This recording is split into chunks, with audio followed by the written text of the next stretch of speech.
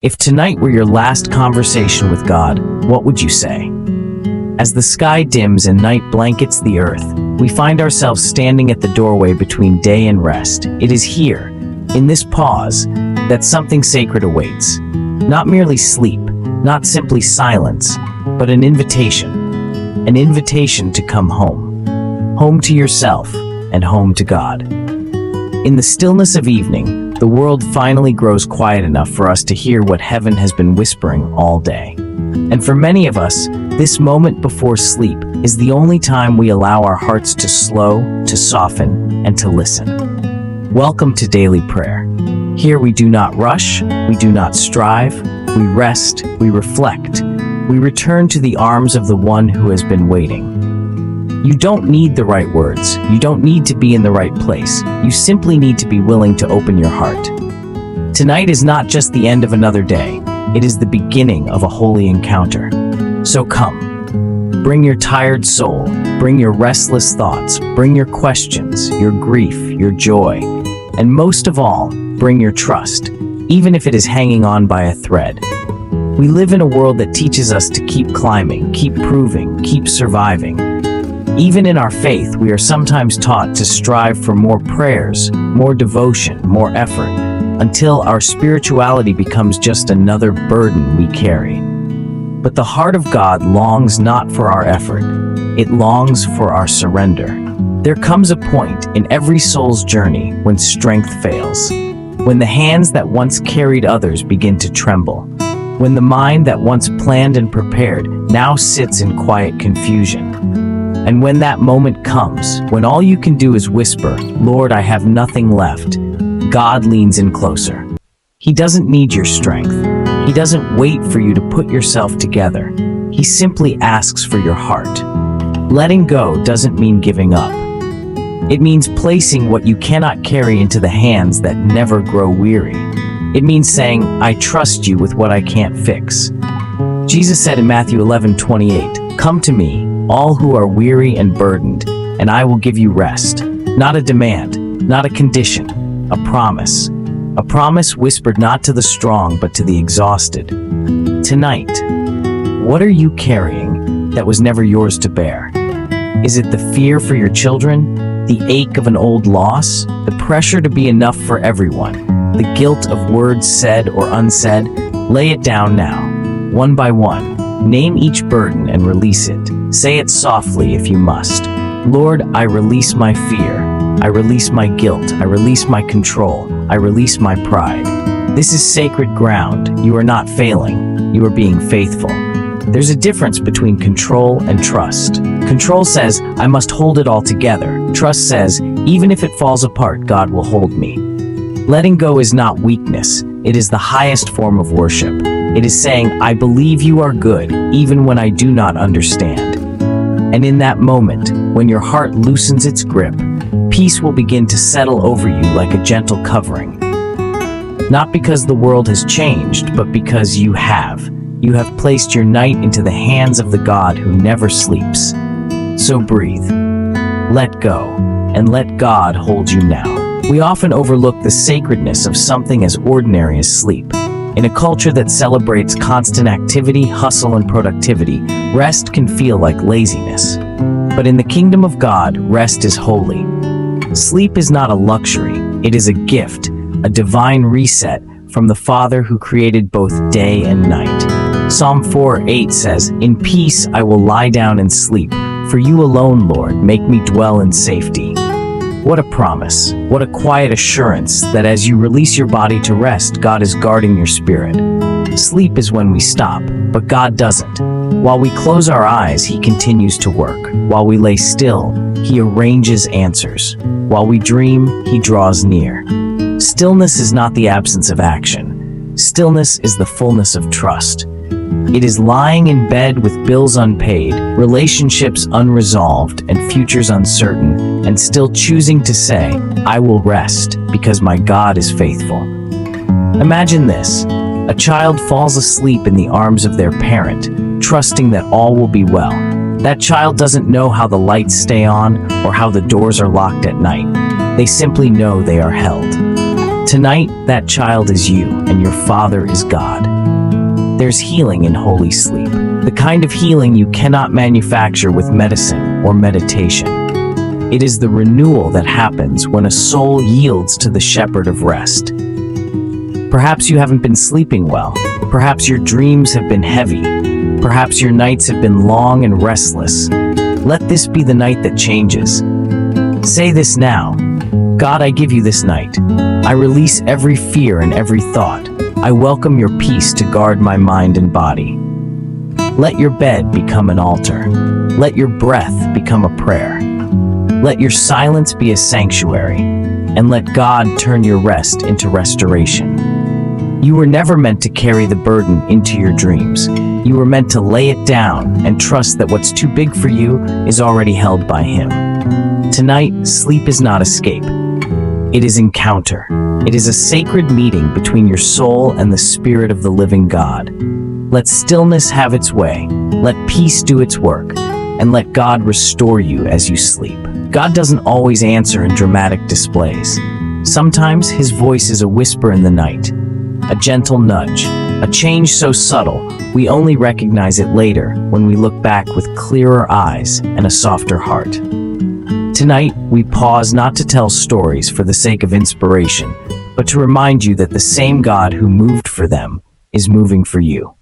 Let's begin with Anna. Anna is 67. She lost her husband to illness just 3 months after retirement. The house became too quiet, the bed too wide, the evenings too long. Her prayers were short and weary.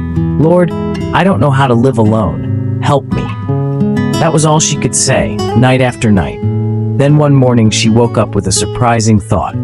Walk to the library. No voice from heaven. No dream, just a nudge. There she met Miriam, another widow who sat in the reading room every Wednesday. A conversation began, then a friendship, then a weekly prayer circle. 2 grieving women found healing, not because their loss disappeared, but because their pain was shared, their nights less silent.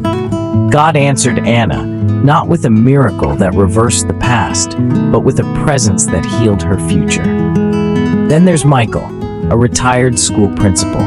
Michael spent years mentoring young students, but after retirement, he felt forgotten, useless. He whispered one night, God, I'm still breathing. Does that mean I still matter? He didn't hear thunder. He didn't see angels. But the next morning, he got a call from his niece.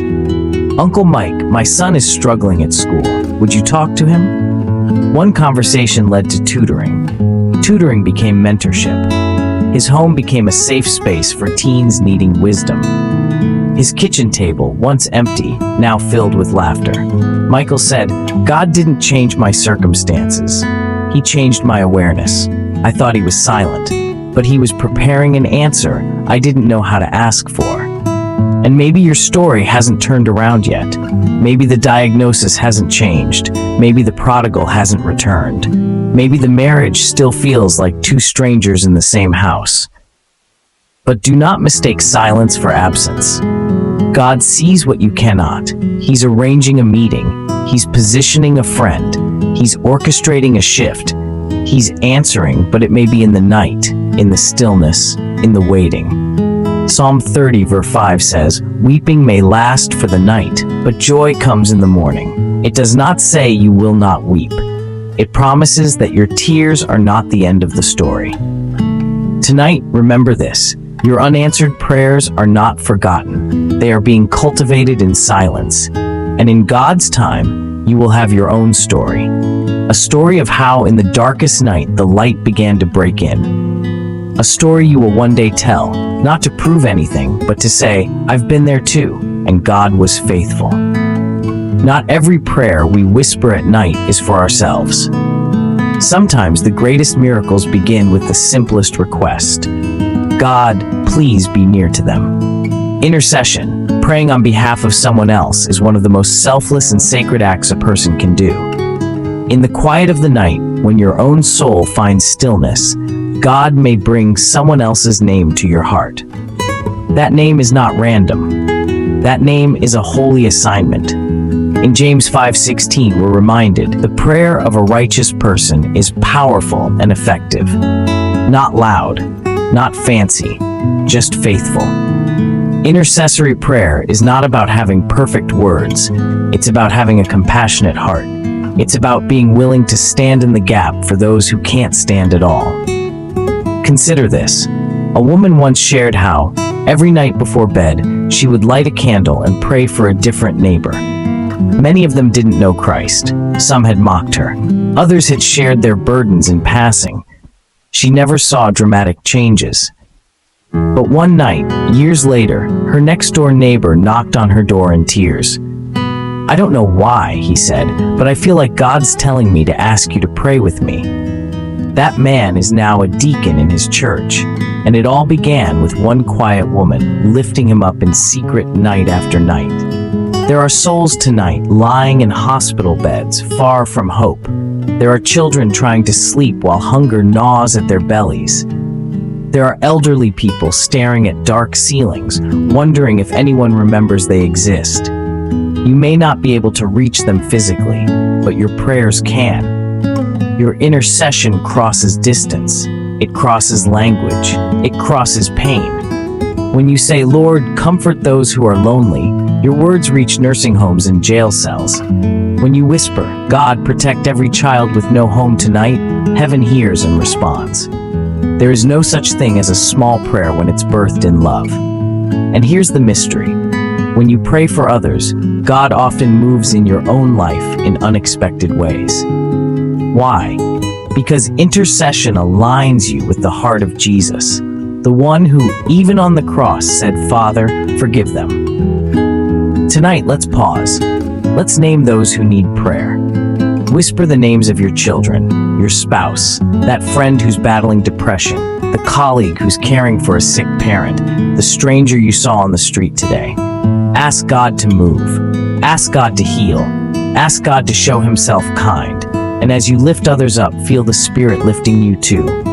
Because love never returns void. And when we carry others in prayer, we carry the very heartbeat of heaven. Faith isn't always loud. Sometimes, faith is quiet. Sometimes it looks like laying your head down at night while the questions are still unanswered. It's choosing to rest when the miracle hasn't arrived, the door hasn't opened, and the healing hasn't come. But sleep, in its simplest form, is an act of trust. You close your eyes not knowing what tomorrow holds. You surrender your awareness and your control. And in that vulnerable state, you declare, without words, that you trust the one who never sleeps. Mark 11:24 speaks directly to this kind of faith. Whatever you ask for in prayer, believe that you have received it and it will be yours. The world says, believe it when you see it. God says, believe it before you see it.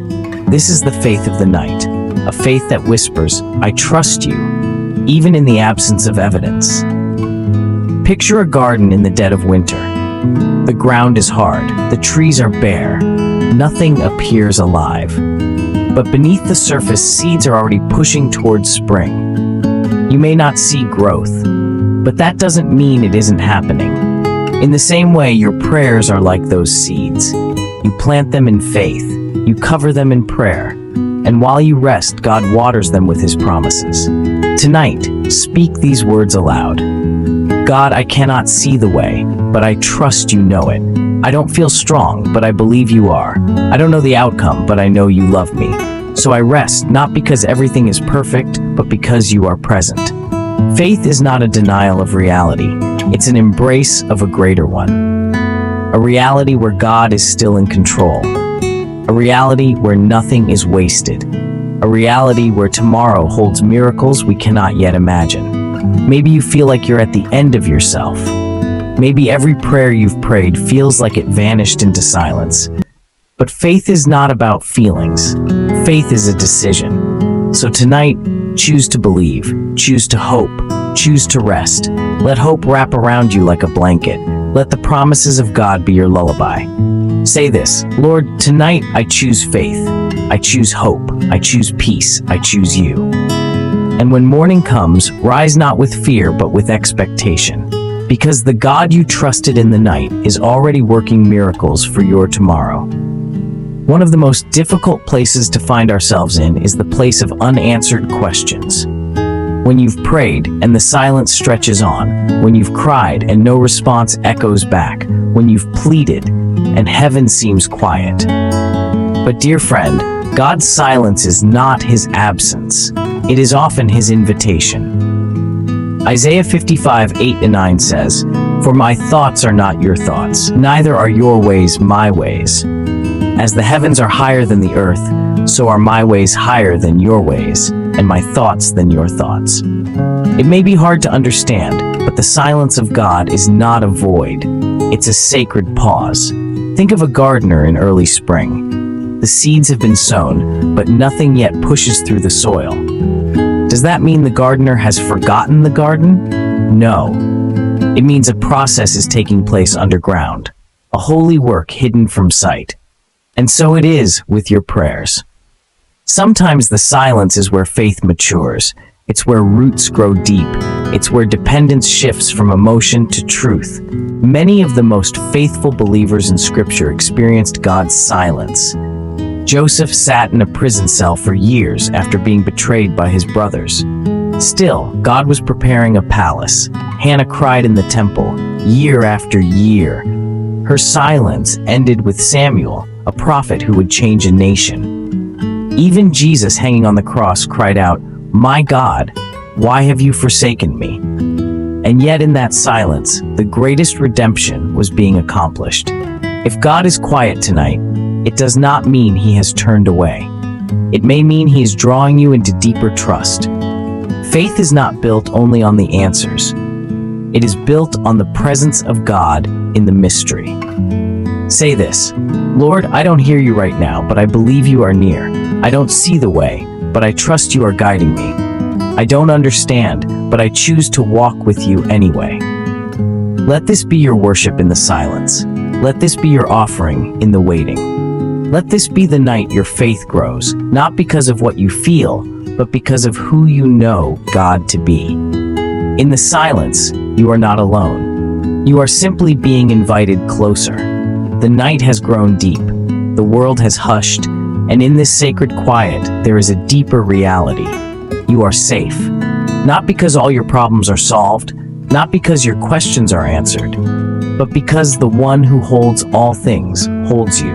Psalm 121:3-4 says, "He who watches over you will not slumber. Indeed, he who watches over Israel will neither slumber nor sleep." As you sleep tonight, God does not. He is awake, attentive, aware. He guards every breath you take, every dream that stirs within you, every concern that tugs at your soul. This is the truth you can rest in. You are not abandoned. You are not forgotten. You are being held by everlasting arms. Some nights we try to sleep, but our minds resist. We replay the day, the regrets, the what-ifs, the things left undone. We fear tomorrow. We dread the unknown. We feel exposed in the stillness. But here is the invitation tonight. Lay it all down. Lay down the fear. Lay down the worry. Lay down the guilt and the trying and the weight. You were not made to carry what God has already taken to the cross. You were not meant to earn what he has freely given: peace, rest, love without condition. Close your eyes, not in resignation, but in trust. Let your soul whisper one more prayer. Lord, I surrender this night to you. Cover me with your peace. Speak over me while I sleep. Let me wake with hope in my spirit, courage in my steps, and praise on my lips. For you are good, and your love endures forever. Now breathe, slowly, softly. Let every breath remind you that grace still flows, that mercy still covers, that God is still God. You do not face this night alone. You never have. And when morning light comes, as it surely will, you'll find something waiting at your bedside. Not just a new day, but new mercies, new strength, a renewed sense that you are not walking this path by yourself. Sleep now, beloved. Rest in faith. Rest in hope. Rest in him. Because those who trust in the Lord shall never be put to shame. Because his promises do not fail. because His love never ends. You are covered, you are seen, you are deeply loved. Amen. Thank you for spending this sacred time with us. If this prayer has brought peace to your soul, comfort to your heart, or simply reminded you that you are not alone, please don't let the journey end here.